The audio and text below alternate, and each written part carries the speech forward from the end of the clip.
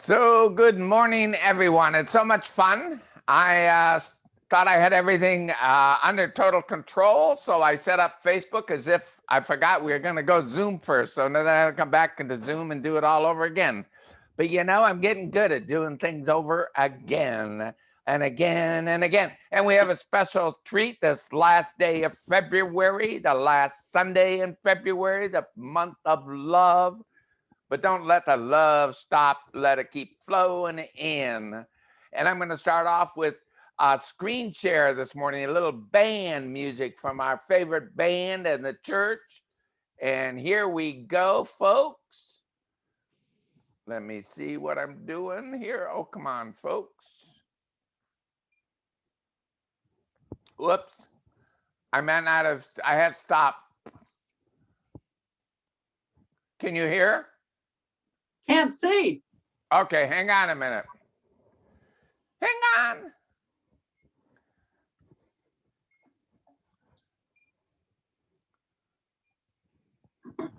Okay, I made a mistake. Oh, how much fun is this? I hope you guys are still patient with me.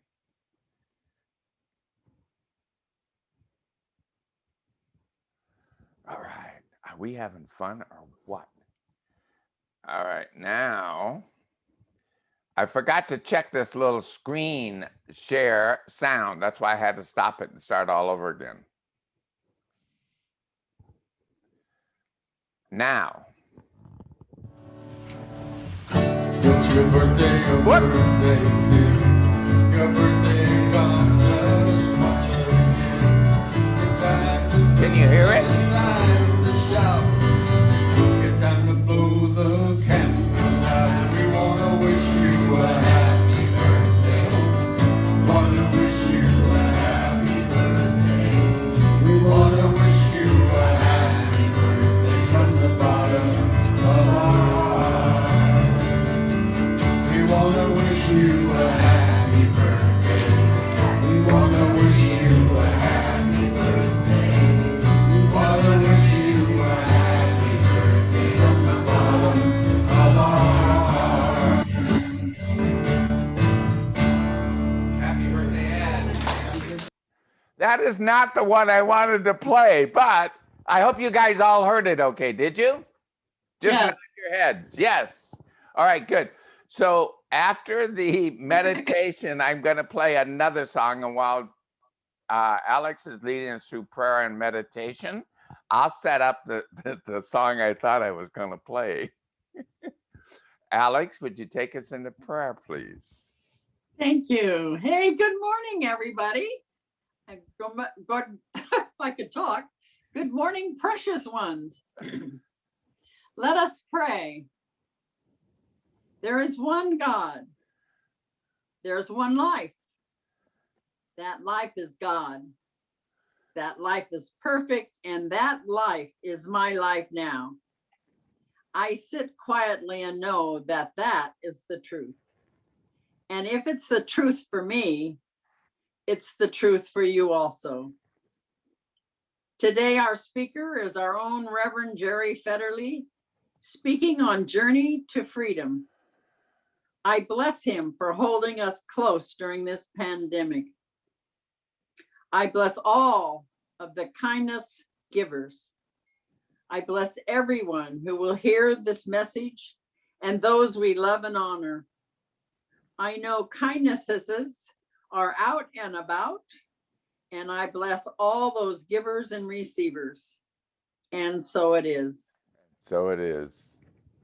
So we're going to do a 3-minute meditation, and I'd like to read you a little something from Anne Frank. How lovely to think that no one need wait a moment. We can start now. Start slowly changing the world. How lovely that everyone, great and small, can make a contribution toward introducing justice straight away. And you can always, always give something, even if it is only kindness. So let's go into prayer for 3 minutes.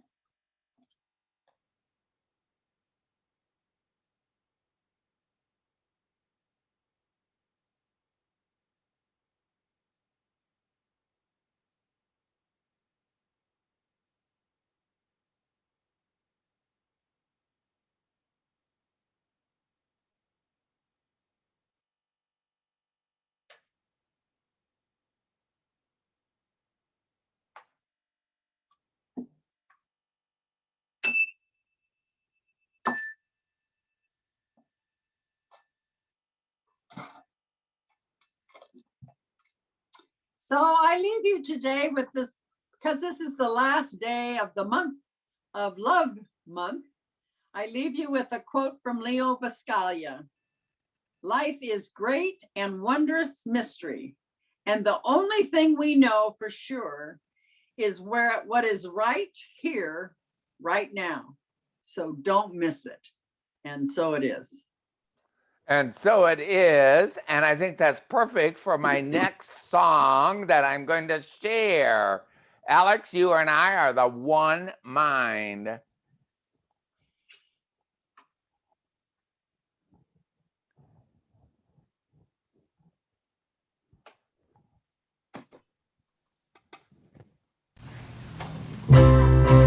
Whoops, sorry.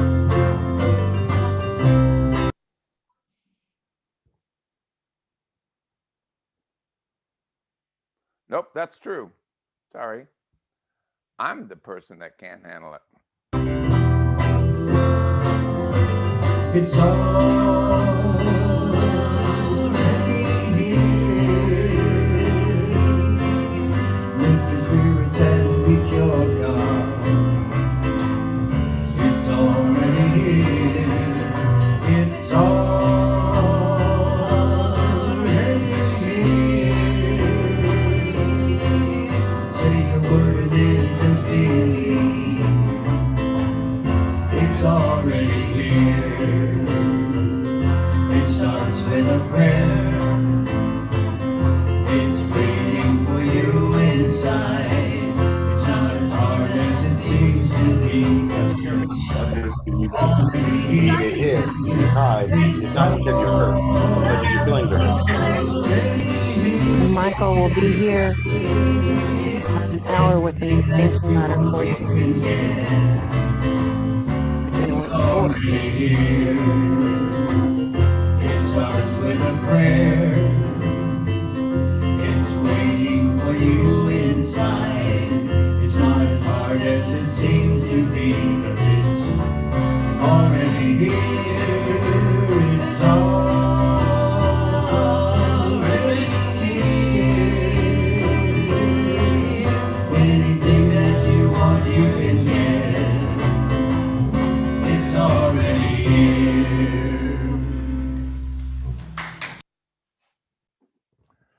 Well, I hope you all like that. And I'm going to, let's see. Karen, are you muted? Okay, you are. Good, good, good, good, good, good, good.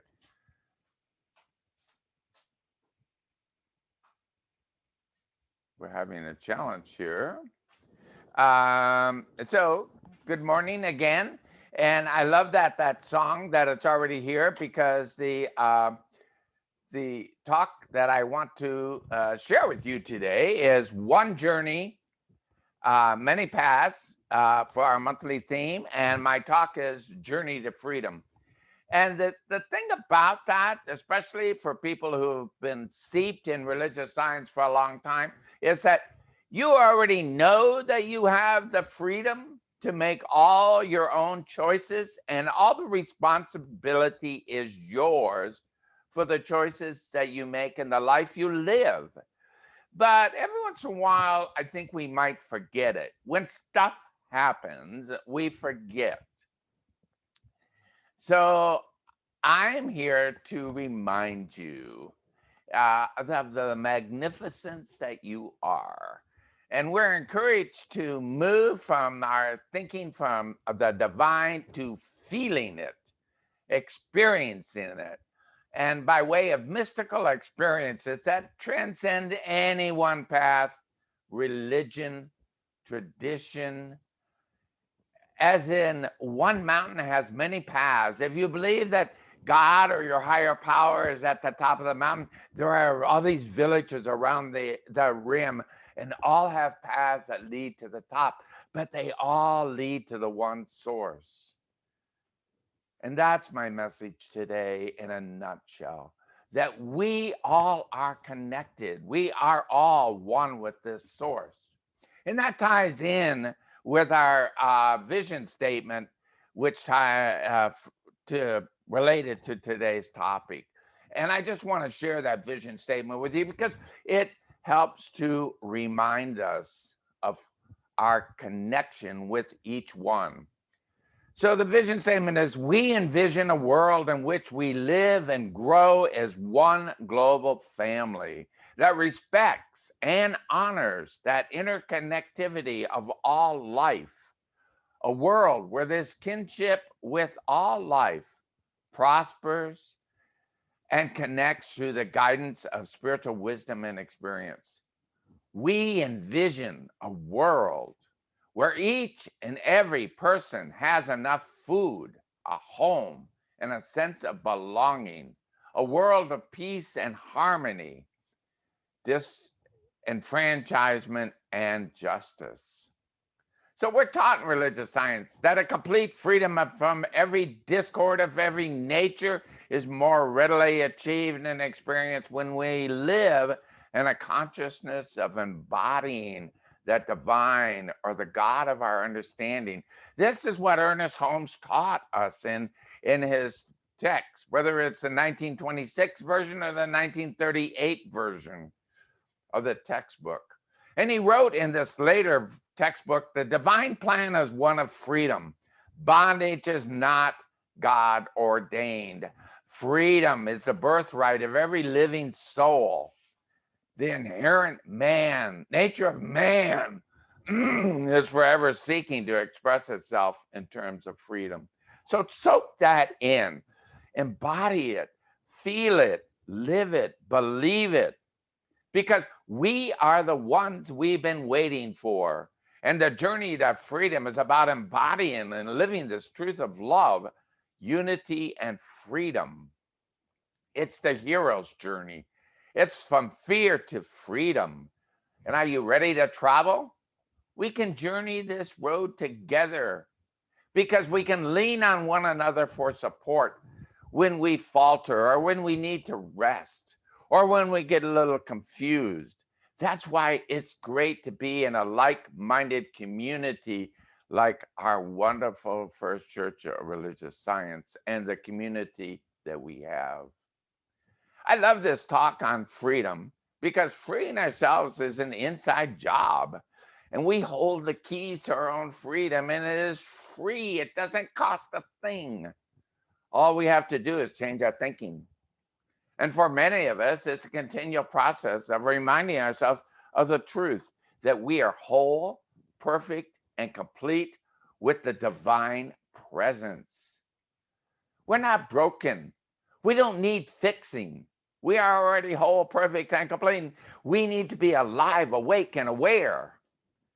We are calling it that the AAA of consciousness. So last week, Alex mentioned in the beginning of her share that it is a 10% of what happens to us in life and 90% of how we react. I want to encourage us to stretch our consciousness even further and know without a doubt or hesitation that our freedom has nothing to do with what happens to us in life, but it is 100% of what we think and how we react. Can you wrap your heads around that? You have the key to your freedom. It's what you think about what is happening and how you react. So this infinite presence awaits our recognition and direction. So whether we consistently and habitually dwell upon, it'll continue to produce itself in thought, feeling, habit, and experience in our lives. Did you know we each experience 60,000 to 70,000 thoughts per day? And 90% of those thoughts are the same as yesterday. Talk about a hamster on a wheel. Wing, wing, wing. 90% of those thoughts are the same as yesterday. So our philosophy, we call it new thought for a reason. It invites us to create enough space and clarity in our own awareness to invite a new thought, and then to work with that new thought until it becomes a new habit, a way of being, and action. This is the journey to freedom. Ernest Holmes paraphrases Romans in the Bible. For those of you who like Bible quotes, I've got two of them for you today. And they're coming from Ernest Holmes, who paraphrases Romans 8:16. The inner spirit, which is God, bears witness to the divine fact that we are the children of God, the children of the Most High. Our expectation looks for a more complete manifestation of our own divinity. We are an unfolding principle of life, truth, perfection, and law. And in Romans 8:23, he wrote, the creature shall be delivered from bondage. As the inner light dawns, it delivers the outer life from bondage. Get it? That as the inner light dawns, it delivers the outer life from bondage. This is in line with the teaching that everything is from within out. When the soul knows freedom, the law will free the body, and the outer life will express healthy happiness and success. And, reinforcing the science of mind view, the road to freedom lies in this intelligent use of the nature's forces and laws. And the laws I'm talking about are natural laws. Our mind and spirit is our echo of the natural thing, the eternal thing itself. And the sooner we discover this fact, the sooner we shall be made free and happy. Freedom of the will means ability to do, say, and think as one wishes, to express life as one personally desires. To be able to merely to think and dream of freedom would not be liberty. Evil is simply a misuse of the law of freedom, Ernest Holmes wrote. Evil will disappear when we no longer indulge in it. So what does freedom mean? I had to check, as most of you know, I'm a Google freak. And so I went on Merriam-Webster online dictionary, and this is what it has to say about freedom. It had a lot to say about freedom. I'm only going to share a couple of things. It said, freedom is the quality or state of being free, such as the absence of necessity, coercion, or constraint in choice of action. It's also liberation from slavery or restraint or from the power of another. The quality or state of being exempt or released, usually from something onerous. Some of you know Viktor Emil Frankl, who lived from 1905 to 1907. He was an Austrian neurologist, psychiatrist, and a Holocaust survivor. And he devoted his life to studying, understanding, and promoting meaning. He was a Nazi prisoner of war who survived the death camps, and he wrote 39 books. His wife died in one of those camps, and many of his relatives, but he survived. And his writings and his book, the autobiographical Man's Search for Meaning, a best-selling book, is based on his experience in those various Nazi concentration camps. It tells the story of how he survived the Holocaust by finding personal meaning in the experience, which gave him a will to live through it. Do you get that?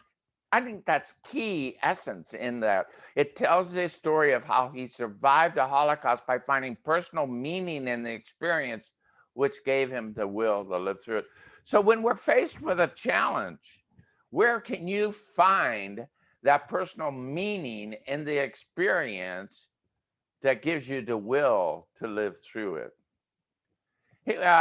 Victor went on to later establish a new school of existential therapy called logotherapy.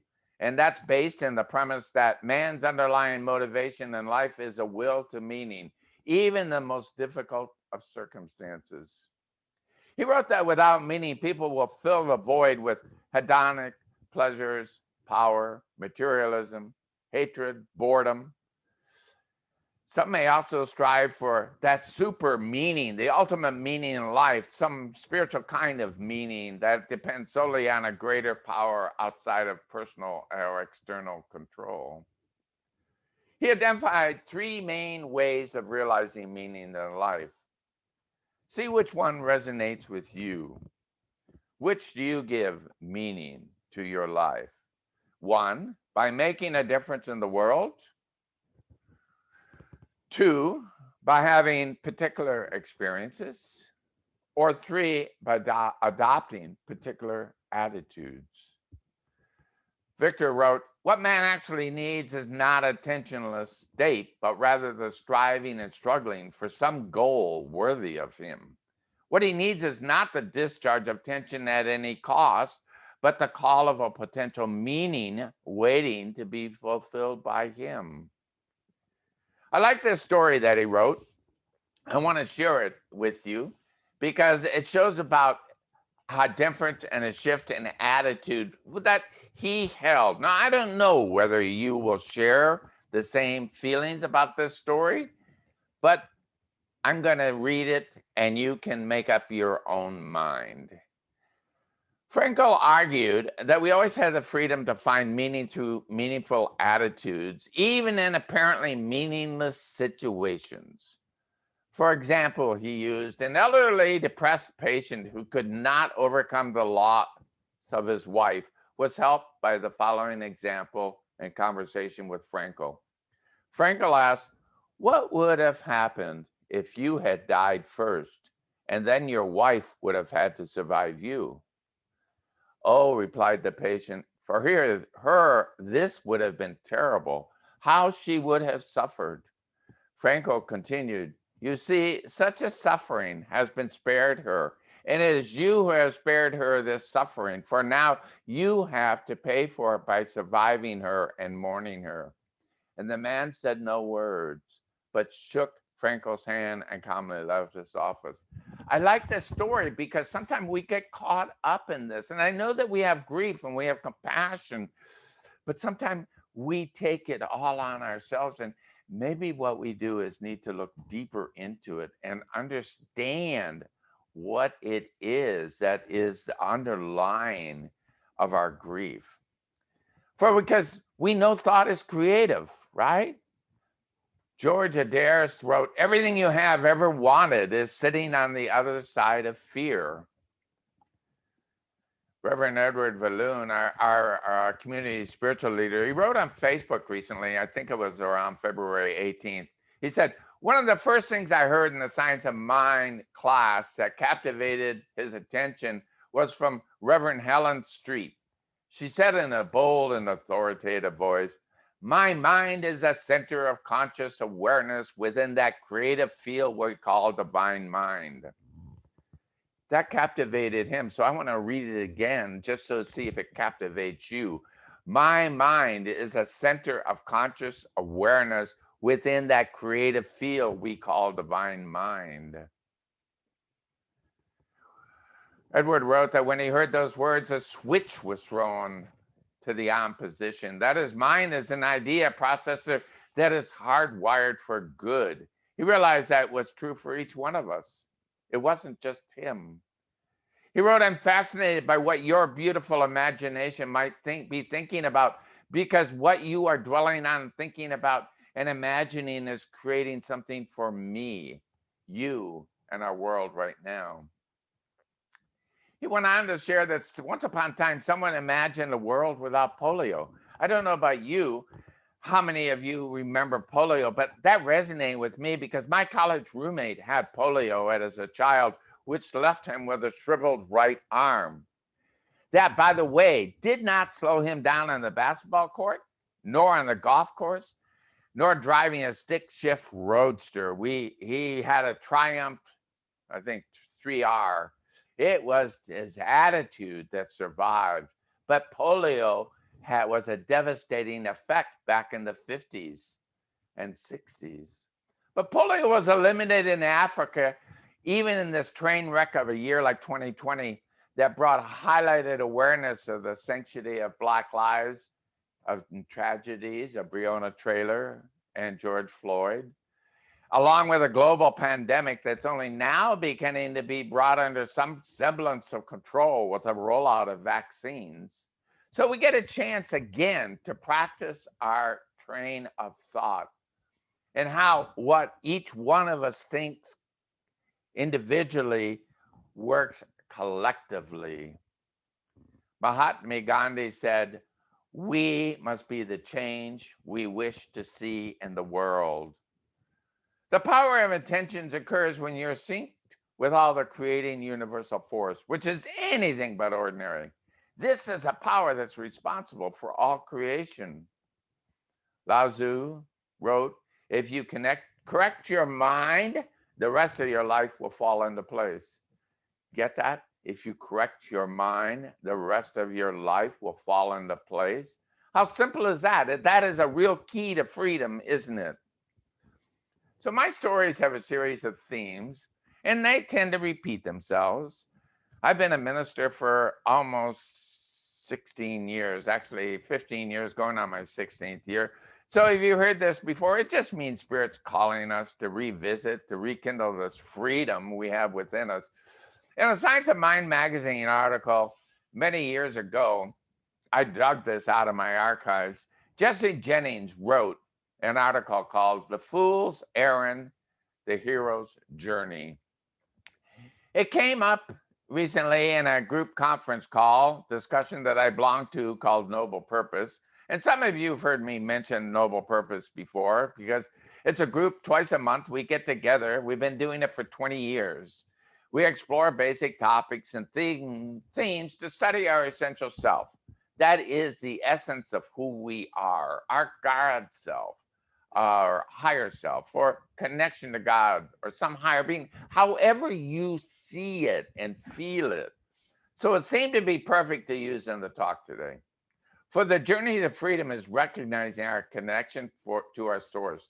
The journey to freedom is the hero's journey.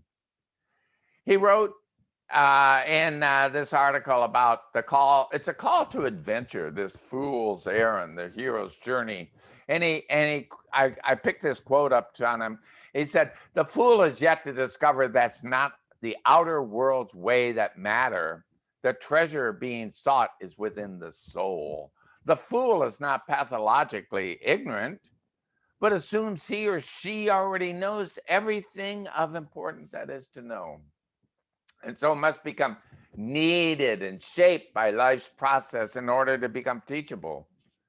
Further, through that fool possesses all the tools necessary to accomplish the great aim of self-discovery, their use has been forgotten. Foolishness is the starting point for all of us. It's profoundly personal. It describes a journey we each must take. To do so is why we came here. Another precise name for the story is the journey of the hero. Hero in this context means a fully realized self. It takes heroic courage to consciously embark on that inner spiritual quest, where our courage gets tested and strengthened along the way, eventually in a full circle return to normal life. For those of you familiar with the hero's journey, it starts off in the top of, we're in the world, but then we dip down into that unconsciousness, that inner world where we have reflection and contemplation, and then we move back up into the world again, and we bring that with us into the world where we are in it but not of it. The fool at that point is spirit again, as in the beginning, but now he has passed through these initiations of the material plane where he has played many parts, and he's learned to control both involution and evolution as he dances the dance of life in the very center of the universe. Isn't that freedom? Isn't that joy? Wouldn't you love to dance in the freedom in your life? It's all about stepping into the unknown, and there's something is there for us in the unknown. We step off to the cliff, and we know that we can build, and we trust that we can build our wings on the way down. In the beginning of the Science of Mind, the 1938 text, our founder Ernest Holmes wrote that the lessons are dedicated to that truth that frees man from himself and sets him on the pathway of a new experience, which enables him to see through the myths to the eternal and changeless reality. So are you willing to open yourself up to new experiences?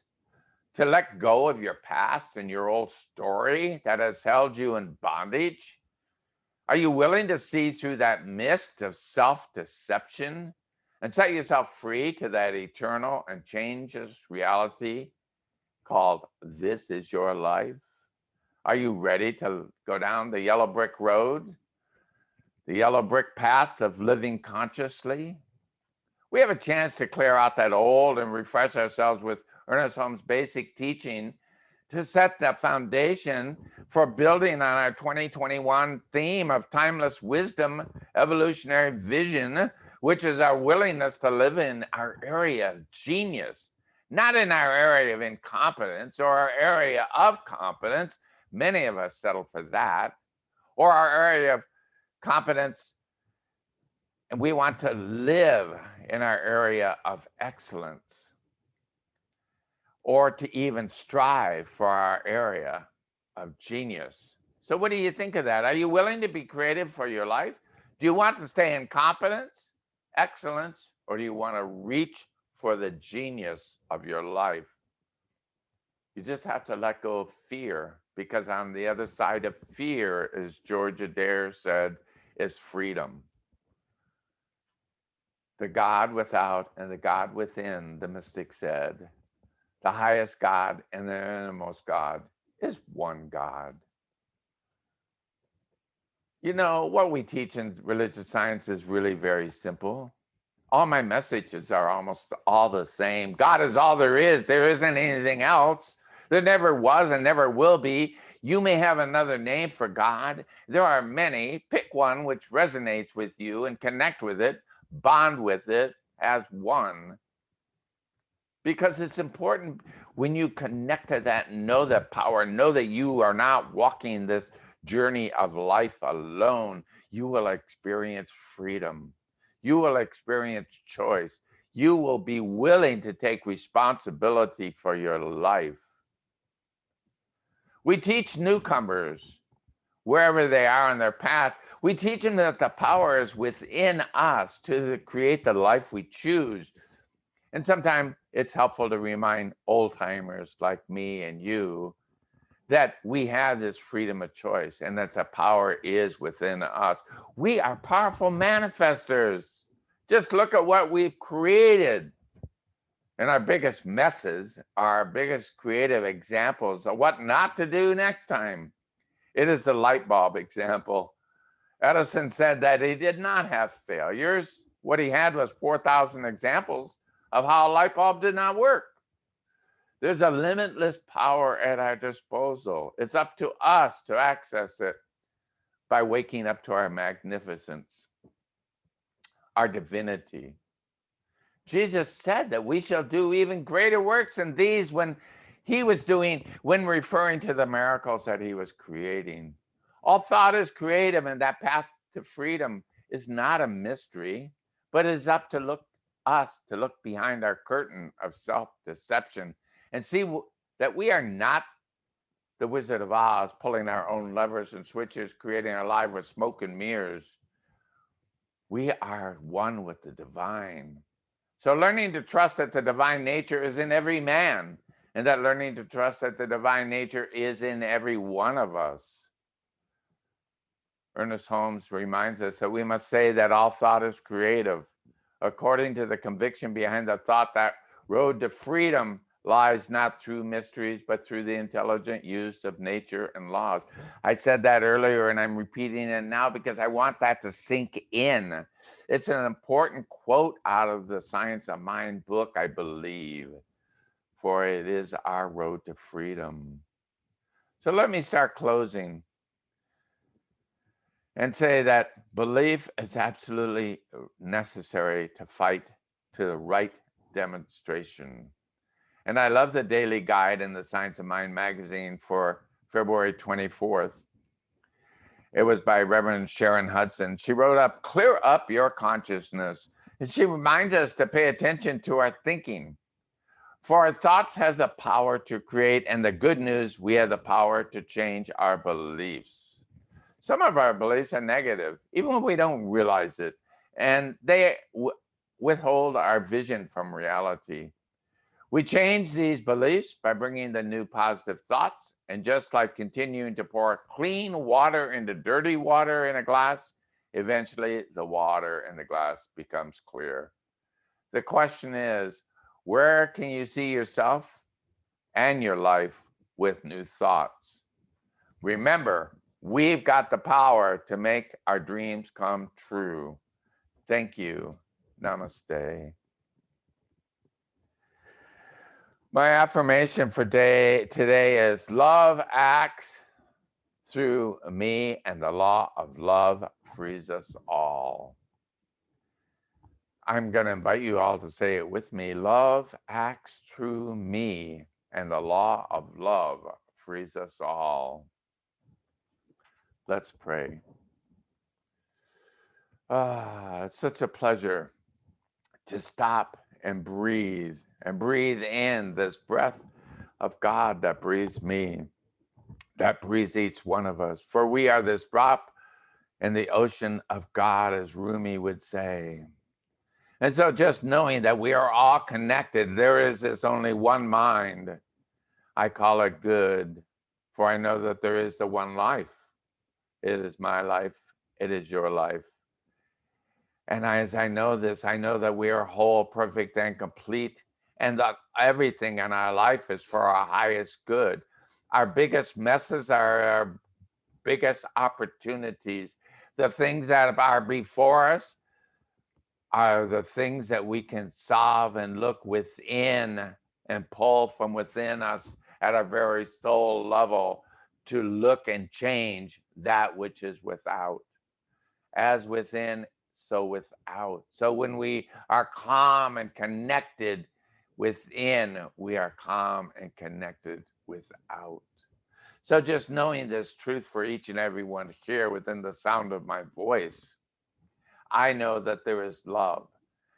This love that has been the month of February does not have to end on February 28th, but it can permeate each one of us and all of our relationships and all that we encounter.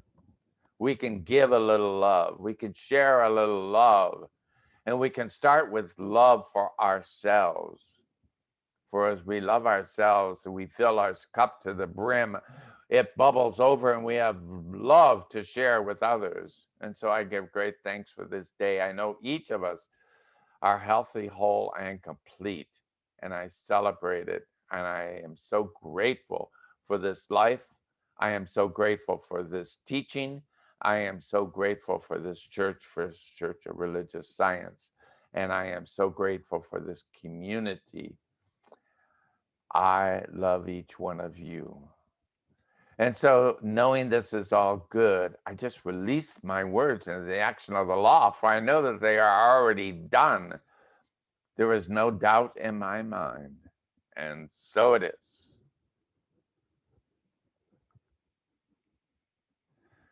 So I would like to share my announcement, and before I open it up in the community, and I'm going to do that by sharing another screen. It's one of my favorite screens, the yellow building, which many of you love as much as I do. And so I have to get the right buttons.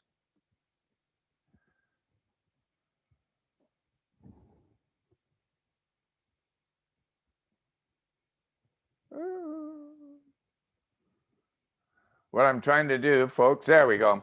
First Church of Religious Science. I'm hoping that you'll help support the church so that we'll eventually be able to open up again with the sanctuary following safe guidelines.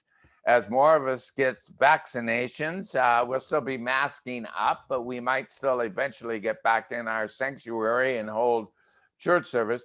But in the meantime, we still have bills to pay. So I'm hoping that you will send either go to First Church Vallejo and do online giving through PayPal or your bank bill pay, or write a check and drop in the mail for First Church of Religious Science, 229 Springs Road, Vallejo, 590. And therein lies the end of our service and opened up for community service. So you can unmute yourselves now. Did you stop the record?